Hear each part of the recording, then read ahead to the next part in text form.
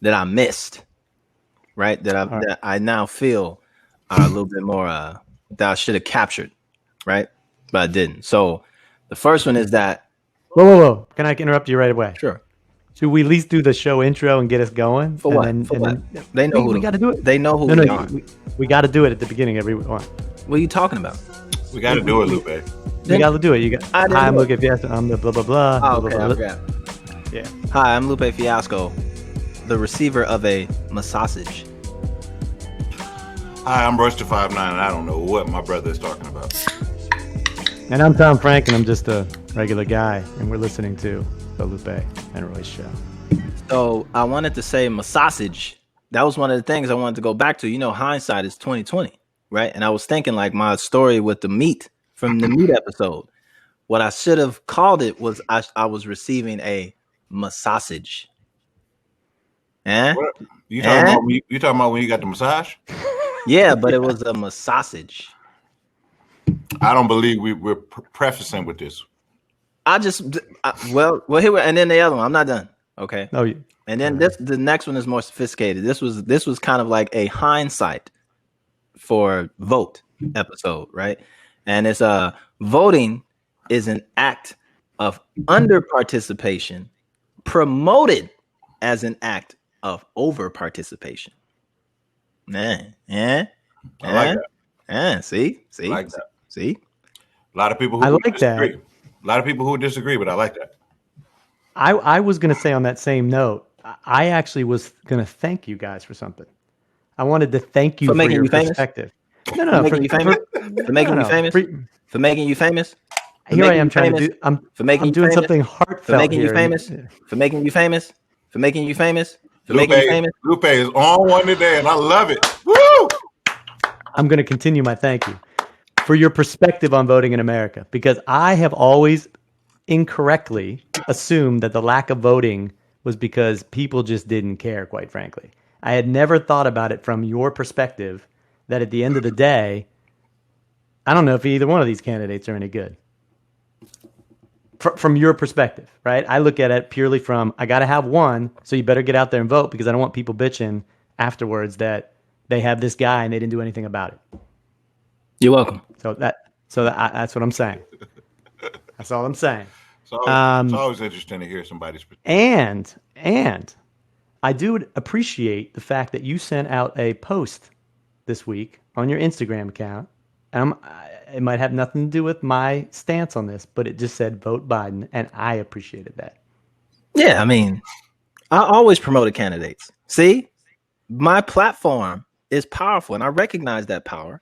And even though I choose not to vote for these motherfuckers, I will use my platform as my civic duty, right? In addition to paying taxes and all kind of other shit, but my civic duty to promote the candidate who I feel is best for society as a whole. And in between these two basket cases of white men, I believe that it is Joe Biden.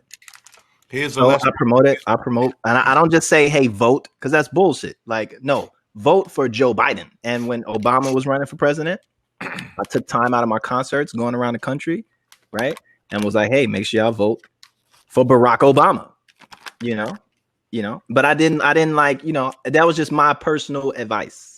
I wasn't trying to force it down anybody's throat. So that legacy continues. I will always do my civic duty to use my platforms to be responsible to tell people that, hey, if you are going to vote, then make sure you vote for the best candidate. And right now, that is Joe Biden. Yeah, but please vote for the lesser of the evils.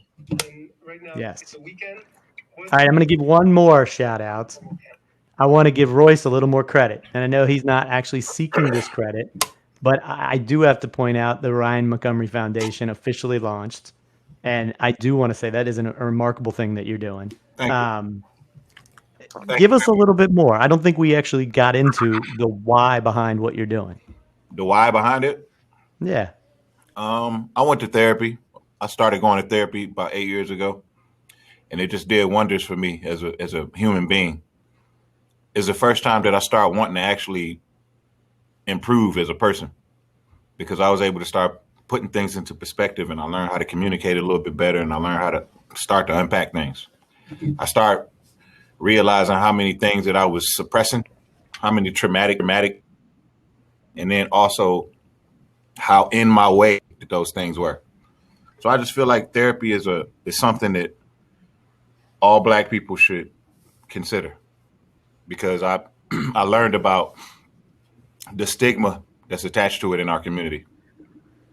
Rather it's not available, or people just don't want it, or people are just against it for any reason. So the purpose is just to raise the awareness of it, do away with the stigma, and then also make it therapy available to everybody. Everybody. People without health insurance, doesn't matter. What were some of the stigmas that you discovered, and why people were averse to therapy? That we don't like it. We don't like it. We don't need it. It's for crazy people. You know what I mean? We don't need. I don't need to talk to anybody. Nah. That's bullshit. Therapy is for weak people. I'm cool. I'm strong. You know what I mean? So that's just to name a few. And it's 1-833 Royce 59. 59. Yep. It's the number you can call. It's local now, so it's for the greater Detroit area now. But I plan on expanding it as time progresses. And more info can be found at RyanMontgomeryFoundation.org. Yep. And make sure you go get my new EP. It's called Tape. It's full of violence and ridiculousness and trap music. And then you'll have to go have therapy. It's called Dinosaurs. Actually, it's called Tape. Thank you. And go get that. Since we out here just shamelessly promoting, what's I might as well throw in. It's my EP. I ain't heard that. It's a 2-song EP. That's because you don't care about what I do outside of this podcast. Now that's a motherfucking lie. Just saying. What is it? Tape. Send it to me. No, wait. That was black of me. That throne is going to your head. I see. Where's it at? I'm gonna buy it. Woo, you got woo. The crazy part is that look how much Royce has changed. He's now sitting in a goddamn throne, right? With a number, and his name has been turned into a number that you can call, and you're literally calling him, right? To like so he can tell you what to do in your life. Like I'm gonna answer the phone. Like, what up, dog? Raising the roof. No, this ain't raising the roof. Raising the roof is like that. My hands. Where the EP at? Where the EP at? I'm gonna go get Spotify, Apple Music, all in place. So go get that. Well, what you got to shamelessly promote? Me? Yeah, you. I don't. How about Forbes? How about that? Me and Royce got your black ass into Forbes. Yeah, that was pretty cool. We got to give a shout out to Forbes. That was out of the blue, right? Yeah, that was dope. Shout to Forbes for giving us that. But you know what? Shout to everybody who gave us a little promo. You know what I'm saying? Because it was more than just Forbes. But Forbes was the most important one. I just so you niggas don't get it fucked up. Like Forbes is the most important one that we got. But we appreciate everybody else. Who else gave us some shouts? I think The Source, but we shouted them out last podcast. We did. Okay. And I forgot who else picked it up. There was a few people that picked it up, but of course, but Forbes though. Like after that, I was done. I was like, I'm cool, straight. I'm rich now, so I'm straight. I'm still working on that part, but we'll get there. And the continuous comments and everything on Apple, so that's great. Well, now that you're in Forbes, you can be like me and pretend like you're rich because you in Forbes, so you can tell, you can lead with that in conversation. Like, guess what, y'all? I'm in Forbes. It'll be printed behind us next week. Don't worry. What that say back there? Life doesn't have to be perfect to be wonderful. To be wonderful. We should all live by that. Why are you laughing at that? Take your sign downtown. We're sign killing you. I'm gonna have my picture. I got my paintings in the background. Did you design that? Your paintings. He's got he's got a chair. I want that chair. I don't want that chair. That's some nigga shit. I do. I don't want that. No, that's a king stuff. I want that. I'm with you on this one.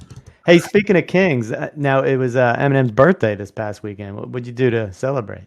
Wrote him a nice, long, lengthy comment under the picture that I posted of him.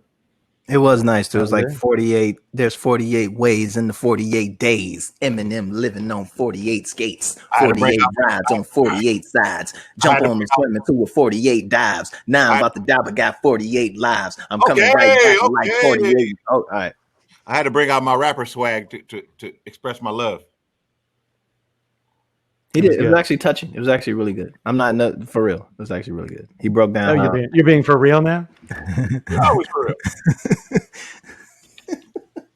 His list is okay, but my sign was not me and Ryan Montgomery Foundation. That doesn't work for you though? It don't count. What does the sign say? Then we already go over this? Yeah. I can't see Life it. doesn't have to be perfect. I can't really make it out. I can't really tell. What does that say? It says life doesn't have to be perfect to be wonderful. Is that what it says? Yeah, you can use that in one of your next. No. Why is it so far away? I don't know. Why isn't it in lights like Royce's name? I should have it in lights. I can't read the number though. It's in lights. That's why I tried to tell him to turn it off so it can be so you can see it a little better. The red is burning your eyes. When are we getting video? Are you right? That's a question on production. We're getting to that. We've had some ups and downs on the video side. Don't worry, we're getting to it. Let's skip that one. So can we talk about something serious Yes. right now?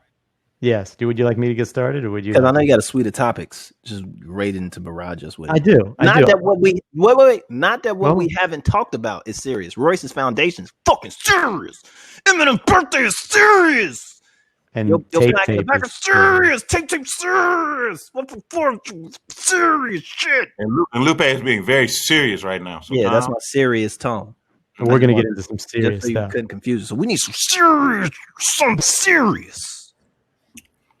There's been a lot. Okay, now, we're gonna take credit for something else. We started this whole podcast, right? And we started talking about voting. We've talked about police brutality. We talked about which rapper would make a great candidate.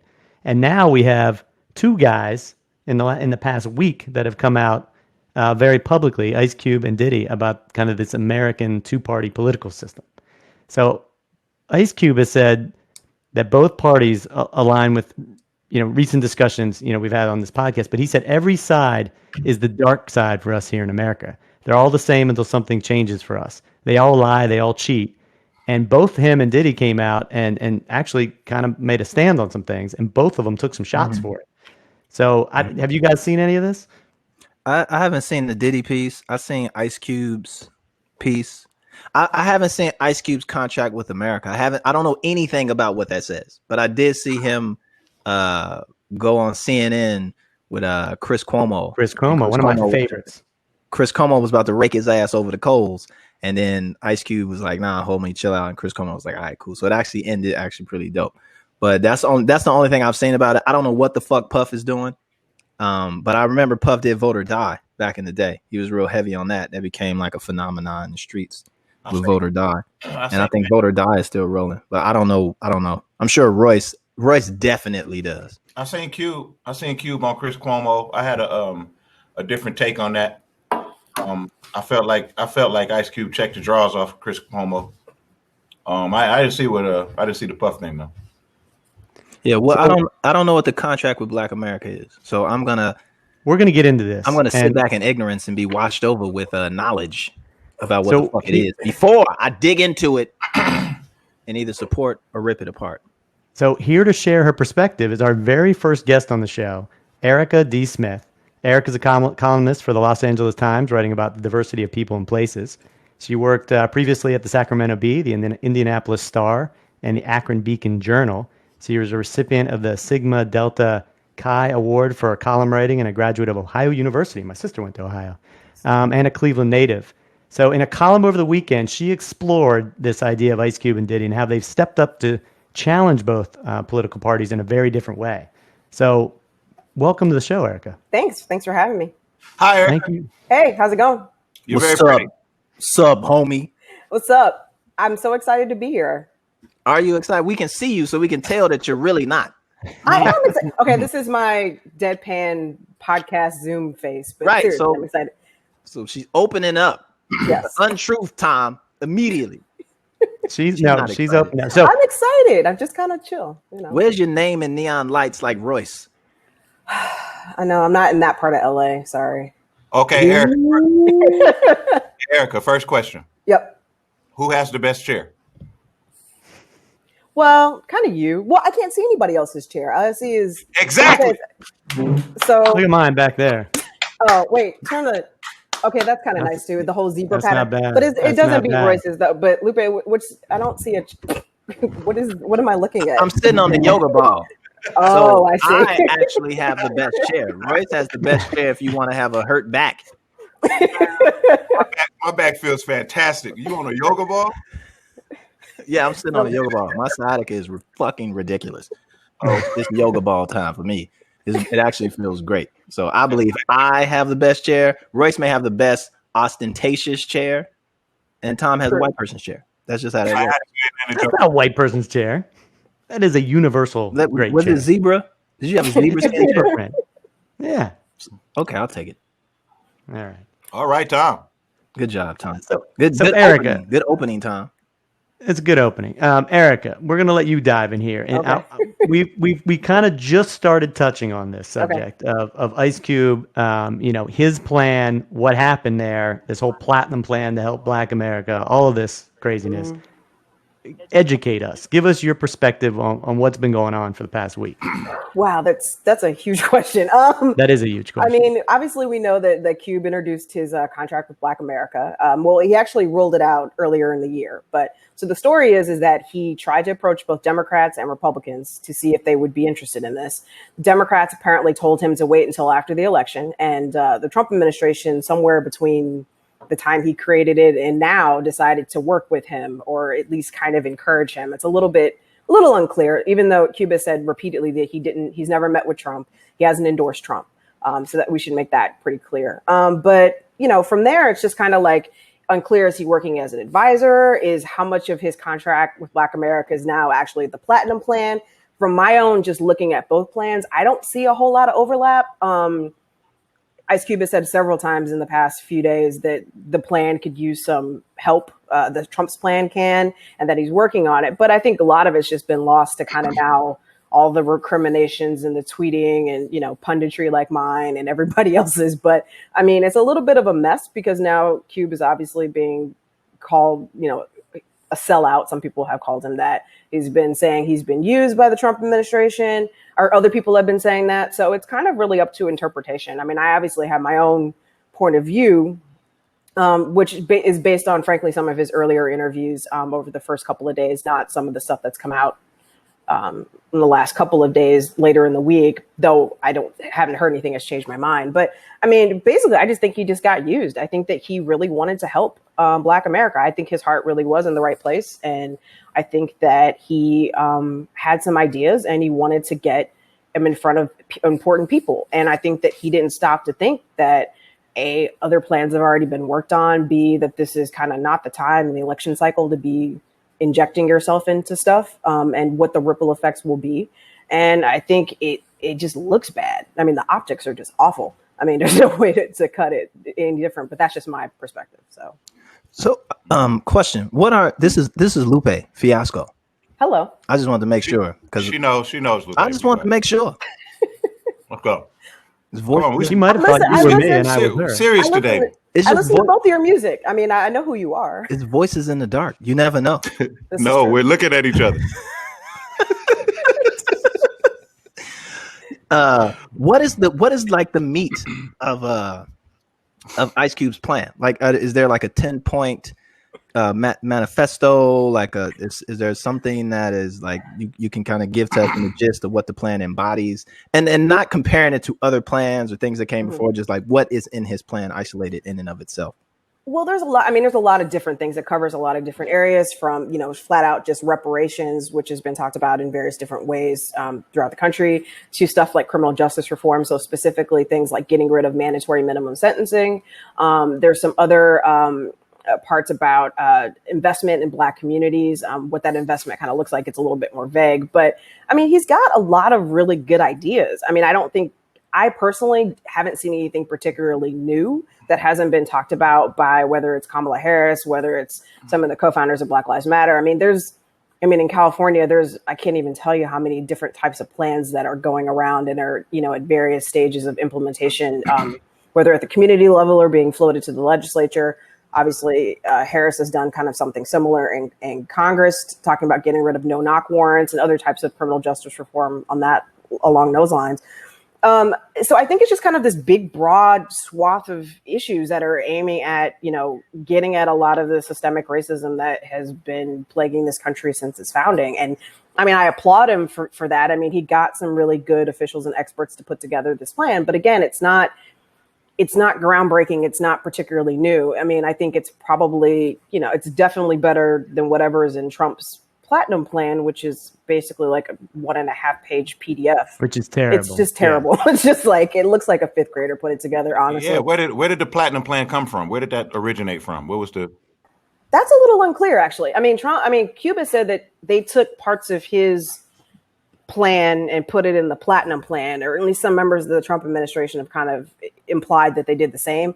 But there's just not a lot of overlap. I mean, there's a number that keeps floating around, which is $500 billion. Now, Cube had wanted that to go more towards investment into like Black communities, whether it's businesses, other stuff that was in his plan.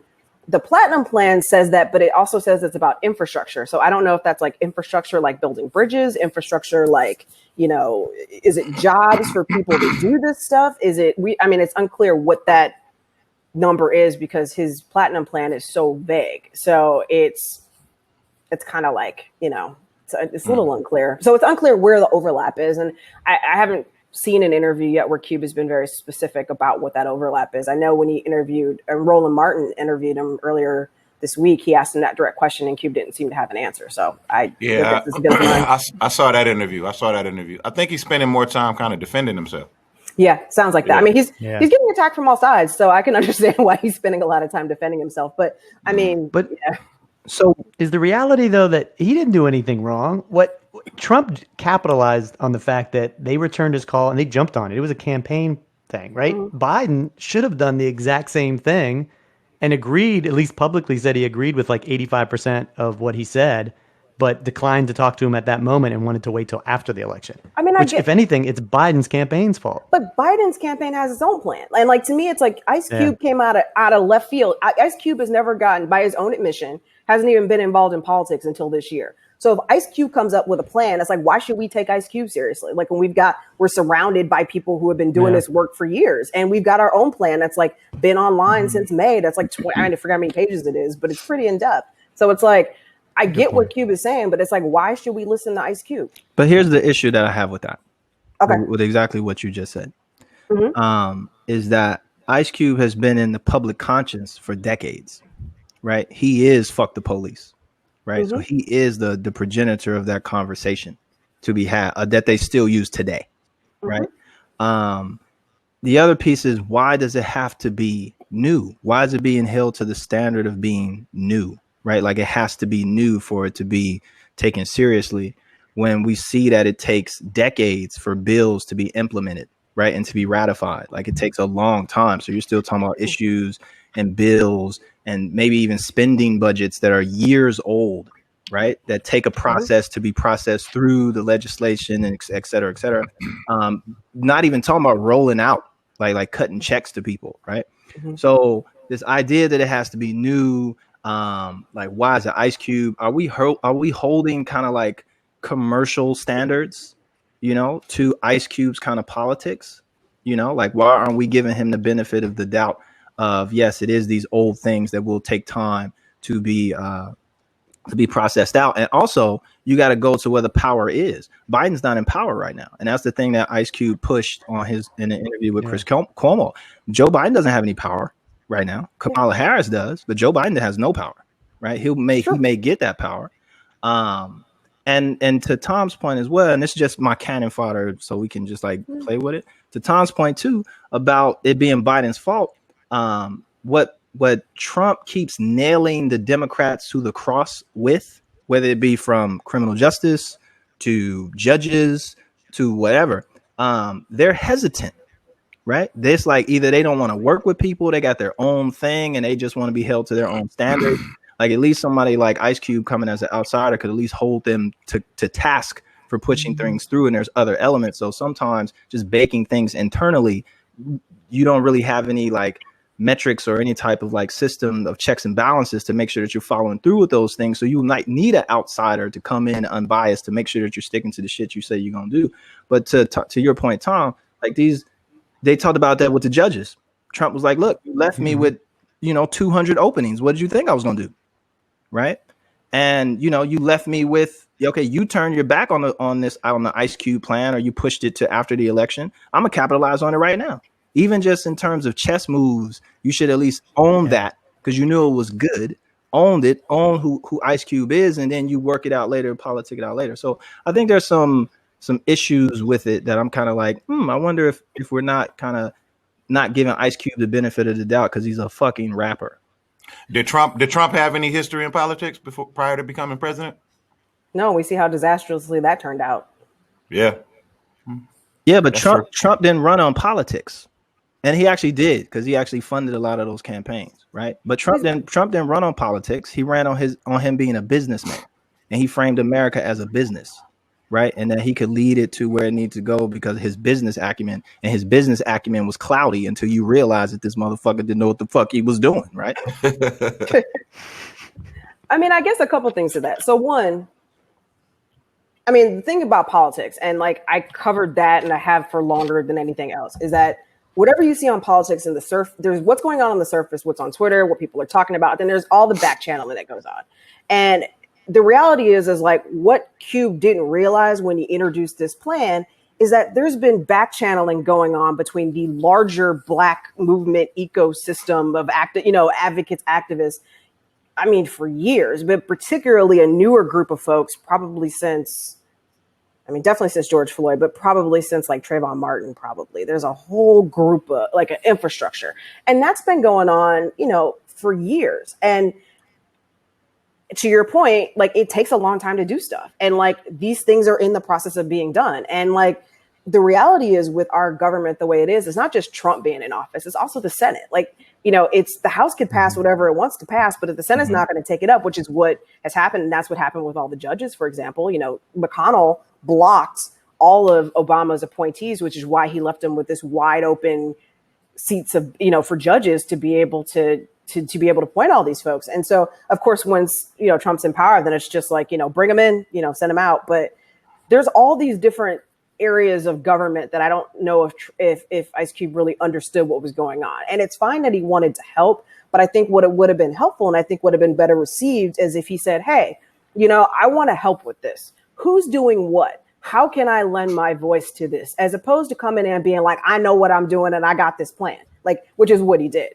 And that's a very different thing because that's insulting people who have been working on this stuff and have had to build up relationships with people and politicians and to get this stuff passed. And so it's kind of like, I think that was probably the biggest thing. It wasn't what he did, it was how he did it. And the how really does matter in politics. And I think it unfortunately has created this opening now where people can, which Trump does need votes, obviously, but it's created a more of a dynamic where it's given some people some cover to be like, I'm going to go vote for Trump. And that's the last thing that we need as a country is 4 more years of Trump, because I don't think we have a country in 4 more years. So I can understand it being framed like that. Nobody's ever framed it to me like that, because initially I was taking a stance of like not wanting Black people moving forward to be apprehensive about taking steps. You know what I mean? Like I didn't want people to be like, okay, Kanye tried it, Cube tried it, I'm just gonna sit back. I don't want to get nailed to the cross. You know what I mean? I just want us all to just start thinking like we can do it, whatever that is, because we got nothing to lose at this point. But when you put it like that, it makes a lot of sense. But there's also the history of like Martin Luther King Jr. In Chicago, right? Where the same, and this is with other Black people, right? And this is one of the things I want to kind of get you to kind of address is the quality of the people that are critiquing Cube, right? And there's some people whose critiques are very serious. They're very measured. They have an understanding of, like you said, the back channeling, the process, procedures and stuff like that. And there's other people who don't, right? And they're just the mouthpieces and they are just being maintained. And they just, it's going to be Cube this week. Then it's going to be the next person who does something next week. Then it's going to be the person who only saw Black Panther for 20 minutes the next week. And then it's going to be that person, that person. So with Martin Luther King Jr., just to bring a historical kind of piece to it, is when he came to Chicago, right? His expectation was that everybody was on the same page, right? And he was going to come in and kind of do what he was doing in the South elsewhere, and kind of have this direct connection to the chambers of power, right? Which at that time was Mayor Daley, right? And what he didn't know was that it was a chain of command of folks who had put in that work, right, to get close to Daley, other black leaders, right? And they looked at Martin Luther King as infringing on their real estate, right? And was actually actively trying to they knew him going into Cicero. They could have provided some cover for him going to march in Cicero, but instead they didn't, right? And it was like things that they could have, like, they set him up to fail in Chicago, and he had to eventually run back down south, you know, unfortunately. But it was being done by other black groups, like you said, that were closer to getting their agenda pushed or just maintaining that relationship that they had to power in Chicago.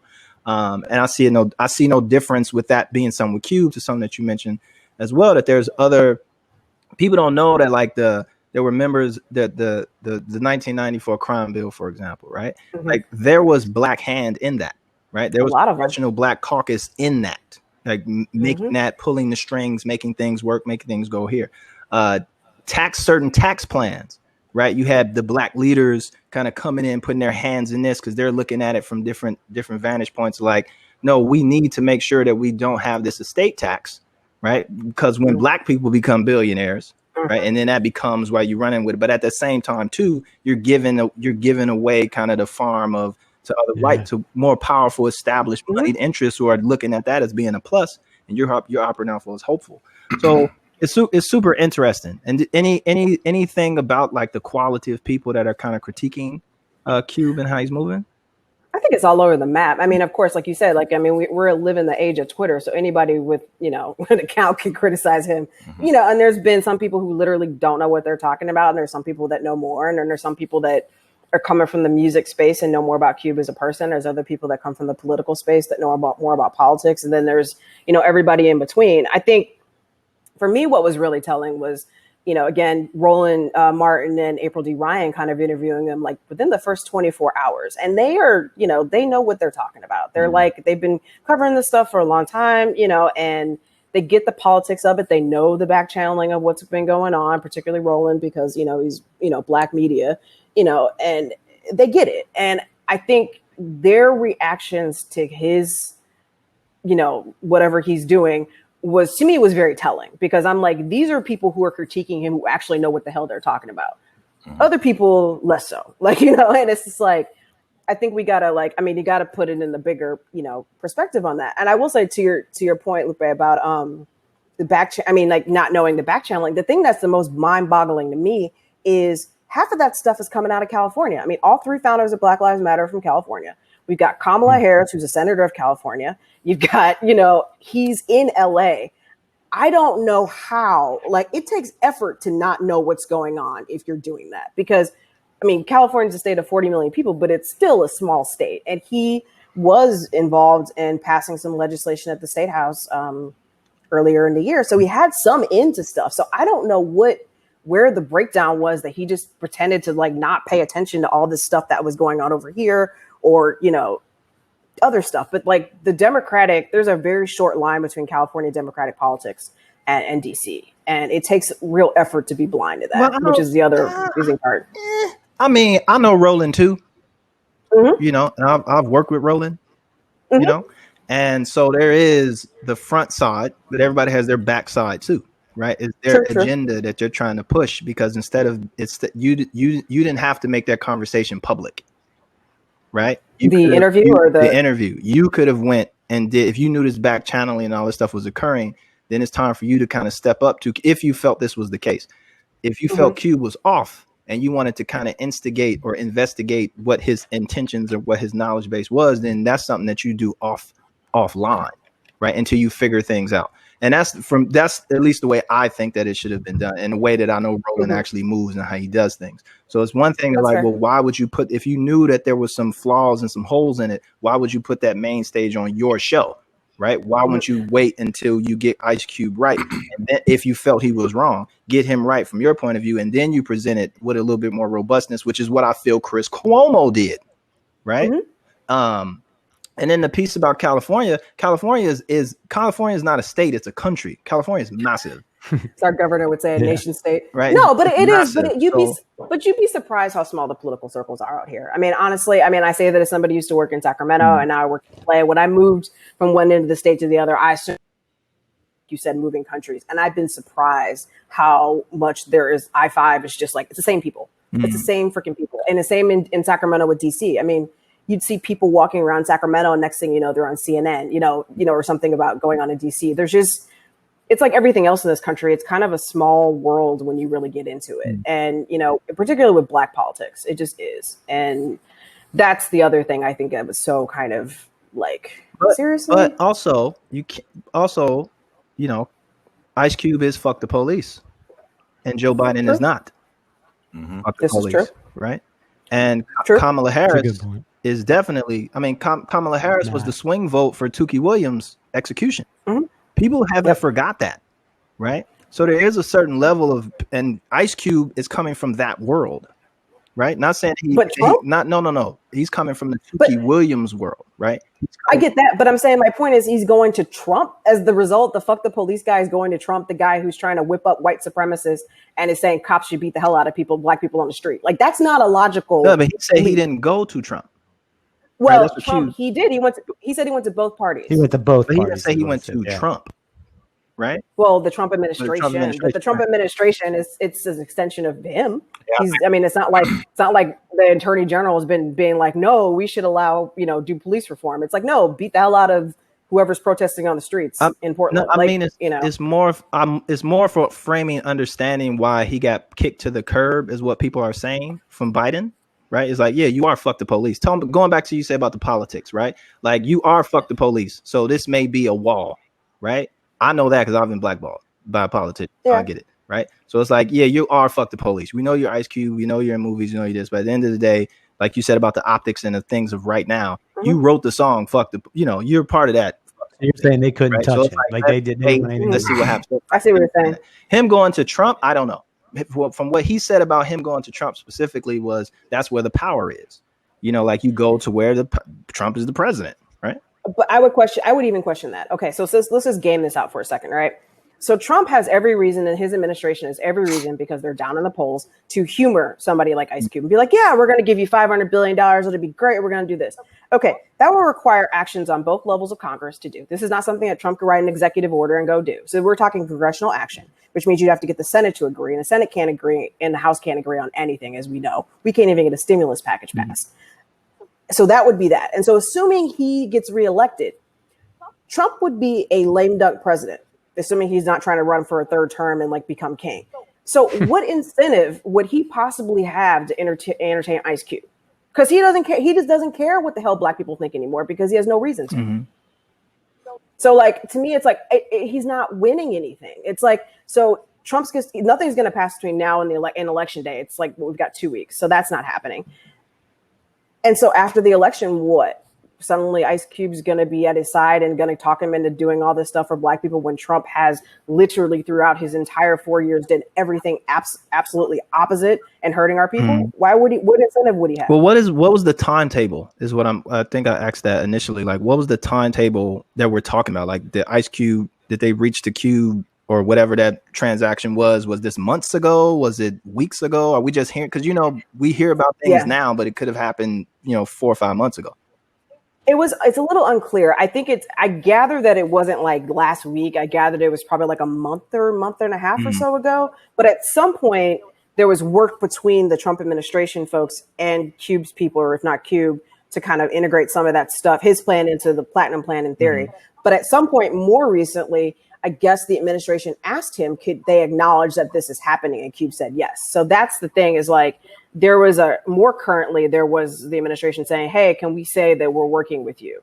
And he said yes. And then there were a series of tweets that came out. Yeah, because that's what highlighted it. Yeah. Katrina Pearson from the Trump administration tweeted it, which is what started all this stuff. So let me ask you this question. So, I mean, he took this route. Then on the complete opposite, we have Diddy, right? Who announced he's launching his own political party. Like, he's like, our Black party, motivated by this pure disgust with the current political system. He initially came out and said, everybody should hold their vote. Like African Americans should hold their vote, hold it hostage until we get something. And then he came back and said, no, let's take the lesser of two evils. Let's go with Biden. But I'm going to start my own political party. Like what's your? I mean, to me, that's not that much different. I mean, here's another guy who just kind of jumped into the arena and is now using his platform to speak. Yeah, I mean, I think that I think he means well. I don't think ill will of any of the folks that are doing this. I think they generally want to help because they see how bad things are. But I don't necessarily know if creating a third political party is the way to go when the Green Party has existed for how long and they can't even get the tiniest percentage of the vote. I mean, the reality is politics isn't pretty. It's not nice. It is what it is. And you kind of have to make the most of it. And the reality is we are a two-party country. And it's either Republicans or Democrats. And I mean, I don't know what it's going to take to inject a third party into this, but I don't think it's going to happen in any time in the near future. That said, there is some speculation that the complete disgust with the system alone might create a third party of people who are basically moderates who aren't at the fringes. So we might end up having a third party. That said, I doubt it's going to be Diddy's party. That's going to be the third party. But I mean, what's the name of Diddy? What's the name of Diddy's party? Isn't it our Black Party? Our Black Party. Yeah. Just only. So he really wants to disturb Black people. Only Black people. I guess. I mean, he made it sound like that. Yeah.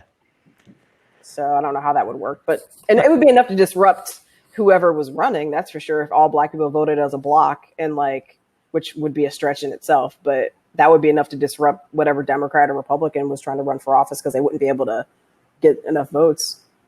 I guess it would just split the vote three ways on local elections, not on national. Yeah, that would be interesting. Not on national. I feel like that would be. Right? Well, maybe. I mean, I guess I guess it depends on how close this vote is, right? If all the pundits are right and it's really, we're talking about a handful of votes in a handful of states, if a handful of those people in those handful of states voted for a third party, then it would throw the numbers off. But I think to your point, actually, it might be more interesting on a local level, what that would look like for say governors or mayors or something like that. I don't know. That would be interesting. It feels like that would be easier to pull off than at the national level. So in an ideal world, Royce, what you think? Go ahead, Royce. About which part? Royce, what you think about the Puff Daddy party, the white party? Because he's known for white parties. A white party. I was about to say that. I was about to say, that the party should come with a DJ, but I know it's probably inappropriate to say about my brother. All right, let's not joke. Let's not joke. I don't know, man. Whew. I don't know if I want to answer that one. I think we got to. Why not? This is the platform to do it. We got a professional. We got a white person. We got it all. we got it. I mean, the safe zone. I love the way that he's thinking. There's a lot of room for bad. There is some upside to it. I like to support everything that he does in theory. I like to support it in theory. I just don't want it to turn into okay, now we have this party and Black people are pigeonholed to doing things let's all get together and vote for Kanye. I'm not fucking doing that. That's what I'm saying. But I still love Diddy and Kanye though. I still love them. That doesn't waver. Just not for president. I think it's one of those things. Where we have to just become students of history and pull him to the side. The way that Roland should have probably pulled Cube to the side and whoever else was Black who interviewed Ice Cube in a public format without him being media prepped to go in there and whoop ass like he needed to be, right? I wish somebody had prepped him.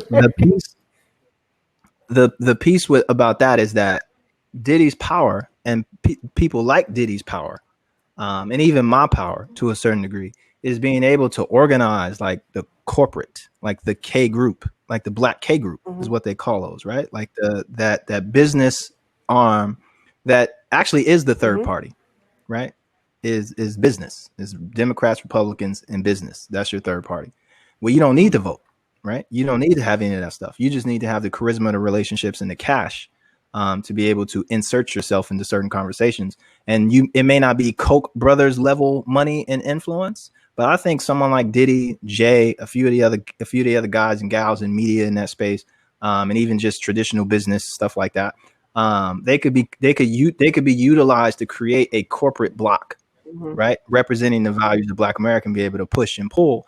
And I think you do see success in that. You see kind of something similar to like Jesse Jackson with Operation Push and stuff like that, where he was focused on the corporate side of things, coming out of politics, coming out of being a candidate, right? And then focusing on the corporate aspects of things, as opposed to trying to reinsert himself back into the political.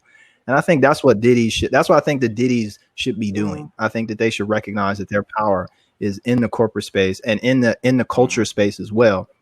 But not just say it for the sake of saying it, like actually fucking do it, like they did in South Africa. Like, let's organize this K group, let's get business together, let's create a war chest, right? And let's create some long-term plan and strategy to affect bills and legislation on a local level. But yeah, I don't know how the like you said, the political party piece is gonna. I actually know how it's gonna play out. It's always a big jump. It's like a huge, always a huge jump straight to the top. Like skip all steps, boom. Go straight for it. Skip and step. Yeah. Yeah, they could do. You're right, though. I could totally see the business aspect of that. Would be amazing, actually. You know, just the number of Black wealthy people we have and doing something collectively. And guess what? It's not new. No, it's an old thing, right? Black business has been corralling itself around issues for a very long time, and I think. And again, because it's Ice Cube, because there's somebody coming from the arts, because you have the stigma of somebody like Malcolm X, right? A critique shot back at the big homie, where he said, our leaders aren't trumpet players or poets or politicians. And we immediately became stigmatized thinking that, then our leaders have to be these sophisticated academic, political, blah, blah, blah, blah, blahs, right?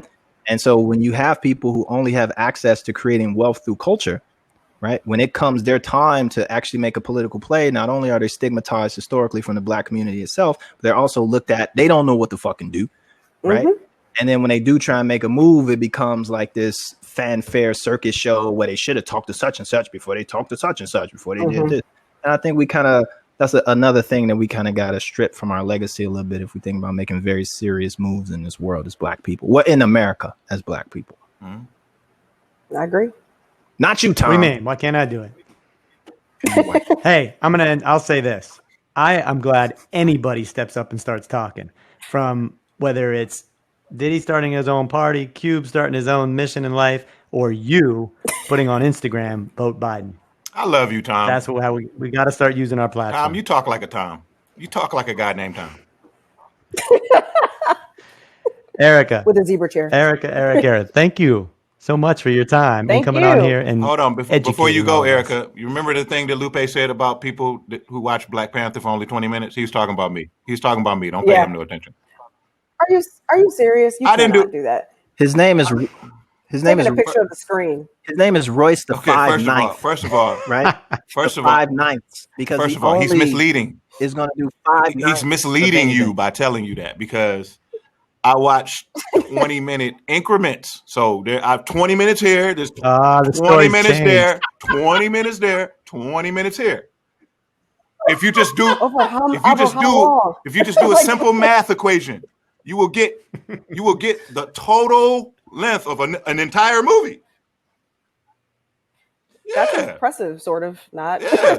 Ask Royce what happened at the end of Black Panther. Ask him right now. What happened at the end of Black Panther? Why would you do that, Erica? I thought you were on my side. Well, I'm not on anybody's side. I'm just a journalist. I'm just here as a guest, and Well, 5/9. Oh man, Erica, thank you. Thank you. I Any appreciate it. last things? Any last things you want to say? Anything you want to promote? Just vote. Please, just vote. You got a mixtape? Promote your mixtape. Yeah. Promote your mixtape, Erica. Promote my mixtape. Yeah. I have a mix. Come on. I don't know. Use this time wisely.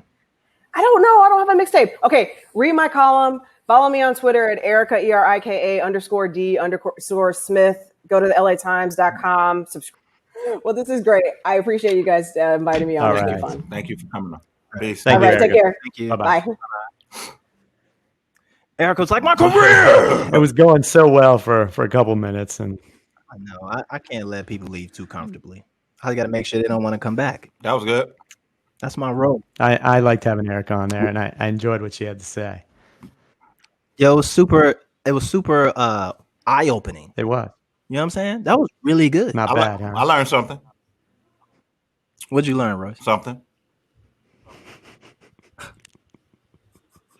I learned a lot. I learned a lot of somethings. Royce, what'd you learn, man? For real. I thought what'd I you answered learn? that question, bro. Bro, you said you answered it with something, which is I learned vague. a lot of- It's the definition of vague. It's I learned a something. lot of somethings. I mean, you know, the main point that stuck out to me was just when the way she framed Cube's approach from a political standpoint and how it can undermine the previous work of people in that space, especially Black people in that space. That resonated with me because I didn't think of it that way. It blew my mind to know that Bernie Sanders voted for that crime bill in '94 that everybody's giving Biden shit for, and it was kind of like, but yo, the dude who everybody wanted to be president signed that shit too. You know, the dude I would vote for if he was running, like he was signing. That's Killer Mike. Too. That's Killer Mike So fault. crazy. Bernie, Bernie, Bernie.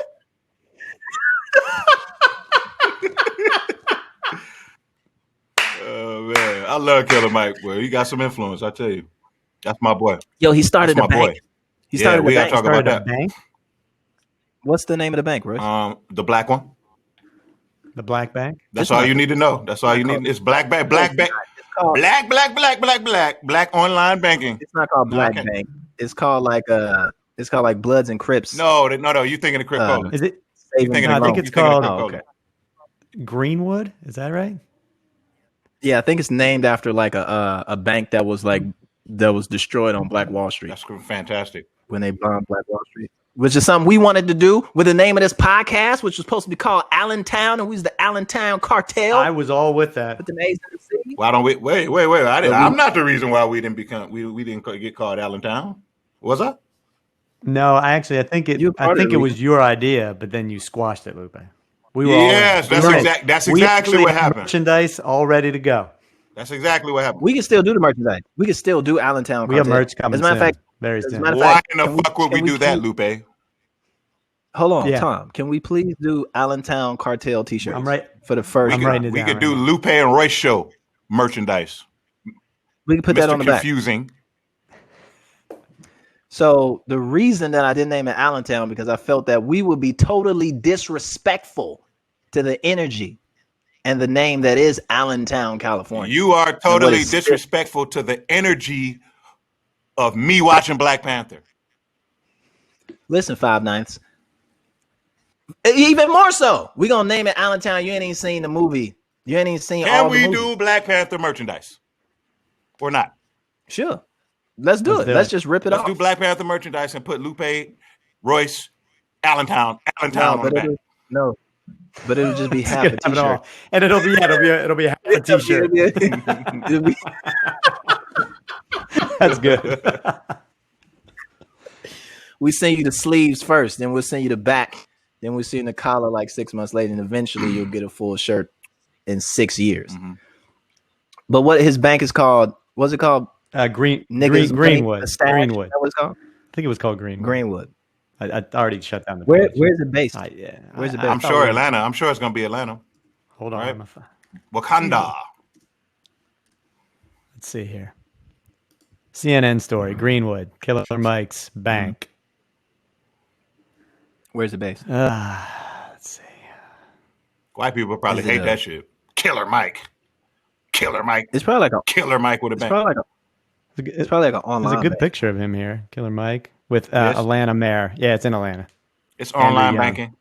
Online And Bounce Is it online TV banking? founder Ryan Glover.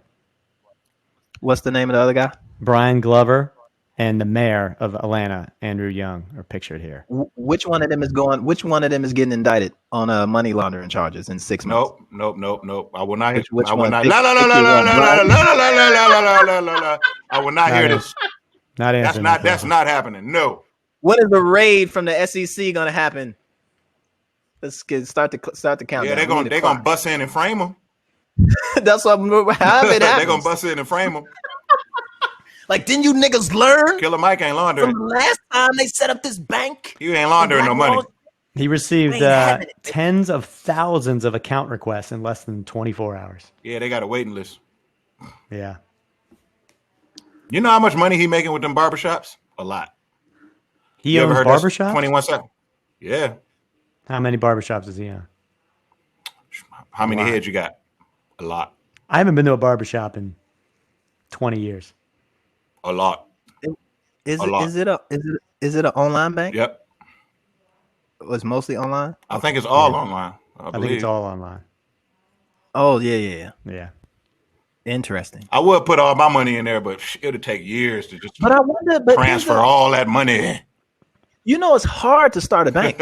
I would think it's Like, there's a lot of incredibly shit that you hard. got to do to start a bank, and not even from me watching Billions, right? But actually, literally studying what it like banking and what it means to start a bank. Like that shit's rough, right? And I wonder if there's any kind of loopholes that they dodge or jump through by making an online bank. I wonder if the criterion for starting a bank are, and it doesn't matter. You got a mayor of Las Vegas and the owner of the Seattle Seahawks. Like it doesn't matter. Like the process to get it is fucking crazy, right? I wonder if there's like differences between like online banking or a purely online bank or just an actual bank. Doesn't matter. Killer Mike. Either way, the Great. niggas is going to jail in 6 months. I just No, they're not. start- No, they're not. No, they're not. Can't we have some positivity? If they put Killer Mike in jail, I'm busting him out. I'm breaking him right out. Boom, boom, boom, boom, boom, boom, boom. Don't you can't arrest Killer Mike. I'll fucking come break him out. I want an account. You want an We should get an account? account. We should put the We should put the the say show what to- media. yes. No, not the shows. No, we can't risk. We can't risk the show. We got to say the show. The company, No, whatever. We said gotta it. put this- We said it. Now we got to do it. I don't want to hear it. Now don't fucking be trying to meet with me talking about no goddamn Bank of America. I don't want to hear it. All right. So look, Greenwood. we need to Doing it. open We up doing a it. bank account. The Royce and the Lupe and Royce show bank account will be at the Greenwood. The Greenwood The is it savings and online- loans? Hot damn it, that's a great idea. So Killer Mike, if you're out there, we would like to jump to the head of the line for the request to get an account. I got all kinds of dirty money that I need to deposit. We are already on the list. We on the list. We on the jump the I got- line list. Dirty door money. I got all kinds of freaky money. I need to go and slide up in the account. What else you got? Since you guys love to hear feedback from our great listeners, I have a question that was posed to us. I actually think it's a very good one, and it kind of goes full circle here back to a little bit about Ryan Montgomery Foundation. So your music has helped me when I was in a dark place. Wait. Yes. Fuck all that. Who is it from? Oh, I didn't say that? Because we told you about this. It's from Jamie Z. I'll take that. Jamie Z, that's an interesting name. All right. Jamie Z. Is this a male or a female? You know, I have to say something. Alun Baker from last episode, I called a female. I later found out was a male. Oh, that's I not believe disrespectful at all. And I believe it was Alan. I might have been saying it wrong. Oh, wow. We don't see gender here. Sorry, Al. Hey, there's no gender here. Okay, back to Jamie Z. I think it's Jaime Jaime Z? Z. Maybe it's Z feels like a Zambrano. No, it's- maybe- wait. Maybe It's Jimmy. Jamie Z. Jimmy. Jamie Z. I don't know who it is, but this is to you, Royce. What about Jaime? Jamie Z? Jaime. Maybe the A is silent. Maybe the J is silent. Hama. Is Amy? Amy?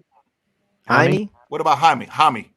Like a That's Hama? what I just said. I said Jaime. I think it's No, Jaime. you because said of the Jaime. Z. You said Jaime. I'm saying Jaime like a We're Hama. giving this person too much attention. Get to Okay, the all right, go ahead. Your music helped me when I was in a dark place, but also inspired me and kept me going during good times too. I have so many memories forever tied to your songs. Wonder if there are any artists or songs that have had a profound effect on your life, like your music has had on mine. The same way that that question had a profound effect on the glistening of your eyeballs. There were like diamonds in the dark that you were reading that with. It was unbelievable. I was watching your eyes emotion. the whole time that you read it. Yeah, your emotions pouring out of your fucking face. You do have lovely eyes. I appreciate you both saying You that. do, and your face is well proportioned too. It is. You look like Right. you look like a coach. You are a coach. I am a coach. You do got a coach face. We're still coaching football. Mhm. It's back in action here Yeah, in Maryland. well, even though there's a surge, but whatever. COVID-19 don't affect the babies, right? Wear a mask on your hands. How about that? We got to get these kids out. We got to get them out doing stuff. We got to have them active. Why don't you And we'll tie do them our- to we'll- a bike we'll connected? We'll to, do our best to protect them and their health and the health of their parents. tie them to a bike connected to some batteries. That way they can just get their workout and like save the environment, right? By charging up some Teslas. Been a rough season though. My team is or what are we? We're 0-4 right now. Bunch of first year guys playing tackle football. Yeah, they're trash. So Let's not call them trash. Let's how about you give them a little motivation? I Stop. think we're going to win this week. right And we're now gonna you're win our trash, first game. but you can be recycled. This is it. This is your motivation. Yeah, that's it. That's all I got. Wow, you really know how to bolster these kids up. I mean, I build them up to tear them down to build them up. You know what I'm saying? Can we get back to the question? What was the question? Royce, this question was for you. Artists, songs that have made a profound impact on your life in the same way that you both have made an impact on Jamie Z. Lil Zach, I'm sorry. I'm sorry. What do you watch? I'm sorry. What'd you say? He was catching 20 more minutes of the Black Panther. No, that's one of my songs. He's being I he's being know. he's being a 5'9" right now. Illegally. 5'9". You know what I'm talking about? So, check it out. First got it when he was 6, didn't know any tricks. Matter of fact, first time he got on it, slipped, landed on his hip and busted his lip. For a week he had to talk with a list like this. Now we can end the story Yo. right here. Yeah, Shorty okay, yo. I see what you was doing right there. You was playing the music that Jamie would possibly could have been talking about that inspired that person. No, I'm answering the question. Ah, This music inspired me to do many things. Skateboarding is one of them. You know, You got your skateboard? just because we're friends don't mean that I can't be inspired by all your stuff. hey, check this out though. Jamie, could you answer Jamie's question? Because I want to talk about something else. Am I not answering Jamie's question? Respect I the thought that was a question good with answer. words, man. Hit him, just Okay. give him some. Just paint a little picture real quick for the motherfucker. Okay, Jamie. I listen to a lot of MCs. A lot of MCs inspired me over the years. Even though I'm a little older than Lupe, I was inspired by Kick Push, Superstar. I'm inspired by Jay-Z. I feel like he has a line for everything in life that applies to everything in life that you can kind of use. I'm inspired by Nas, who's Lupe's close friend. I'm inspired by a lot of guys. I'm inspired by black queens in this hip hop shit too. You know what I mean? All of them. I really like Foxy Brown's Broken Silence album. It's one of my favorite albums of all time. Super inspiring, but on some gangster shit. Mm-hmm. So it depends on what you're trying to do. If you're trying to get on some gangster, you're trying to get on some soulful, fall in love, music, whatever, hip hop and rap and artists of all ilks, of all kinds, right? They don't have to be super lyrical all the time. They can just be very emotionally aware and able to speak to you in different ways. So self-jet caliber, phenomenal MCs such as my 5'9". There's a lot of inspiration awaiting you out there in the world of hip hop. I was inspired by NWA, Fuck the Police. You know, like that slogan sticks with me to this day. I still feel like that every time I get a ticket. So it's all relative. Tell me you don't throw Fuck the Police on when you get a ticket. I do. Speaking of getting tickets, right? What do y'all think about living in a van? I still haven't drawn correlation between getting a ticket and living in a van. Where we You going can with get a it? ticket for living in a van. Sometimes people live in vans. You can get a ticket. You know, if you parked in the There's wrong no place. chance I'm living in a van. I am absorbed. Do you hear me? Totally absorbed into van life videos. Oh, I've never been down that rabbit hole. Right. Tell me more.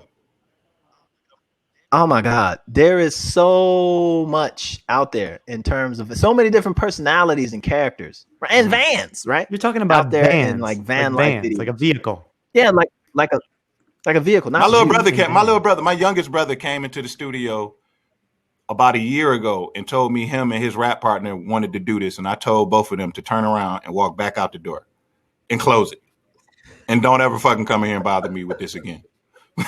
so it's interesting that you be telling me this. Tell me more. I want to know more about it. Now I'm intrigued. You already shitted all over somebody's dreams. I wasn't feeling it. Maybe I need to go down that rabbit hole so I can further understand. Because if I owe him an apology, I'll call him and tell him I apologize. Okay, so what I'm afraid of right now is giving you the name of one of these van life videos that I'm deep into, but I don't know if it's the best onboarding initial experience that you all should have. How'd you start? Where'd you start at? Did you just do a search, or how did this come about? You can do a search, but it's like stealth van is probably a good place to start. Like stealth people who do stealth vans. That's kind of where I started. So they'll have these folks who like get like a conversion van or a white like delivery van, or even some people will make like a fake business, right? Because the fake business vans just feel like they should be parked there. Nobody gonna come and fuck with them, right? And the inside of the van is like a little apartment, like a little studio apartment. They'll have like a bed and like some like a place to cook. They might have like a bucket to shit in and all kinds of craziness. But and some people like super deck them out, right? So you got like stealth vanning like that. Then you got like van life dudes who get like the sprinters, like those sprinter conversion van, like sprinter vans, and then they'll just build them out crazy. So there's like all kinds of shit in there, super luxurious, over the top type situation. As soon as you said bucket the shit in, I was out. Yeah. But there's some people who have, like bathrooms in their van. I've seen that, but not a lot, right? But that's what people do. They shit in a bucket. Is this a van or is it like an RV? Or are they one in the same? No, a van. So you have RVs, big ass RVs like Winnebagos. But then you have like conversion vans. What are Airstreams? Airstreams seem to be a popular thing right now too. How do you put a bathroom on a conversion van? Like how much does that cost? You can probably think of like the bathroom in a tour bus, right? And remember, like you can never really use that, right? They tell you to put a bag in there and shit in the back.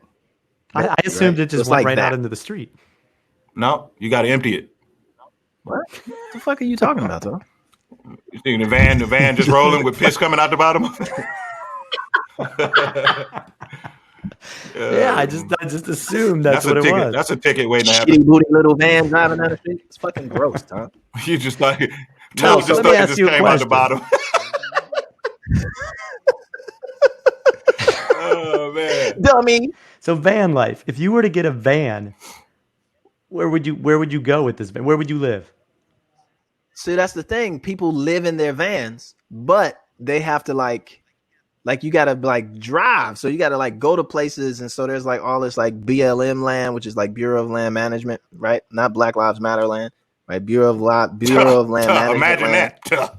I was talking to you, Royce. That's why I looked directly at you. Imagine us having that in America. But it's just open land, right? There's nothing on it. So there's like no services mostly. And but you can go out there for like 14 days total, right? And just camp wherever. They got kind of specialized sites, but basically you can camp out there it's basically camping in your car, right? And some people go way over the top with it. Crazy ass $500,000 or $250,000 vans. Other folks, I seen one where a lady, she just put a couch in her fucking van. Just had like a couch in there. And was like, this is it. Stapled a TV to the wall or something stupid. They mostly have like the solar power. So they'll put like solar panels on the top. One guy has like, you could buy like mini little fridges and stuff like that. It can also be like a freezer. Some people have like a shower thing that you can set up. One of the killer shits is like you can have some people put like an air conditioning, like a house air conditioning in their shit and to keep it cool. But it's just I'm so fast, as you can see. You're fascinated. I'm beaming. I'm fascinated by this thing. And there's this one, especially during COVID time, because it's like this is me living vicariously on the road because I actually like road traveling and shit like that, right? And it's just it's super cool, man. And there's one channel that I kind of watch all the time. It's called Adventure Van Man. A guy named Brian out of San Diego. He's been on the road for like 5 years, right? And he's like, what he does, he has like these seasonal jobs all around the country, and he'll just drive to like one place on the way to work, it'll take a month to get there, and then he's like stopping in all these little places and shit. It's just super cool. I'm looking They cook in him up there. right now. Adventure Van Man. But he may not be the place to start. Like you might need to Don't start a there. little bit more up the chain, and then you'll eventually land and appreciate what. I mean, you got how many months ahead of you that you're still not going to go on tour? I think you should do this. I gotta get a van. Get a van. Man, I ain't gotta drive to Detroit, pick up Royce, drive. Ooh, you mean do it with Royce? He ain't picking me up. Ooh, He ain't driving. He ain't picking me up in no van. We going no damn where. Royce, let's do this. You better pick You me can up. Pick me up in your throw that Benz. chair. Pick me up in your Throw Benz. that chair dog. in there. Don't come pick me up in no conversion van with a shit bag. Pick me up in a Benz. But no, they got the Sprinter Benz vans. They're the Mercedes vans. Luxury, baby. I'm listening. Royce, listen. Just do the research, over the week in between casts. Let me know what you think. I think that motherfucking the Lupe and Royce show should have an official motherfucking Allentown cartel van. All right. Well, we're not going to Bablo. We're not going to Bablo. You got to go to Bob. Can the van float? Can the van float? Can it float? Can it be one of those vans that turns into a boat? Yeah. Can it float? Like the 18 van. The 18 van can float? The 18 van can do anything. Talking about, man. I seen the 18 van. It was somebody had one out here. Nope. One of my first pictures was the 18 van. Not a replica. The 18 van. You're talking about the 18 van. The 18. What'd you think he was saying? 18. I don't know what you were talking about at first. I thought he said the 18 van. I was very confused. Fuck, is that the R. Kelly van? No. The 18 van. So let's get the 18 van. We slap up on the side of it. The Lupe and Royce show. You drive it to Detroit, end here in DC, and we'll be here for the election. Look, is that how I wrapped it all up? None of this is fucking happening. Just FYI, it takes so long to build out the van. Just get a van with everything already in it. You don't even want to build it up. Nah, man, I don't want to just go out there raggedy. No, I want to have. It got to be the right van. It got to be the right van. I think you build it as you go. You start out when you pick up Royce. He adds some things to it. It's a continuous build. Oh, we just continuously just add bullshit to it, right? Until the point where it becomes unlivable, and then we just drive it into the ocean and we get on our cruise. This is a great plan. I like it's the van plan. The 3-man van plan. I think we end right with this. I'm good with that. This is Tom. This has been. This is. Wait. You fucked it up, Tom. You fucked it up. All right, go first, Tom. This is Tom. Yeah. This is Lupe. But Royce. What? I thought I was going second. Come on, Tom. Yeah, he usually goes second, and then you wrap it up. Let's start over. All right, okay, you got it. Okay. This is Tom. Who going second now? You motherfucker, you. Why y'all gotta be so goddamn confusing? Let me go second. Goddamn. Go ahead. I'm going first. You go first. This is Tom. Tom, you go first. This is Tom. And this is Royce the 5'9". This is Lupe Fiasco.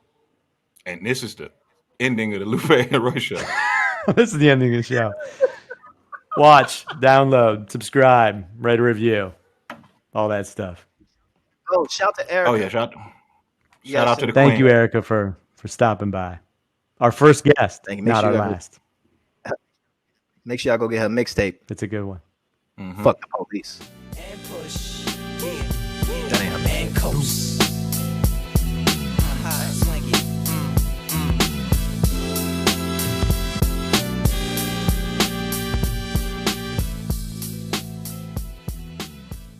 Subscribe. Your starving journalists need it. And vote. Please just vote. Spoken Whatever like you a do. true queen.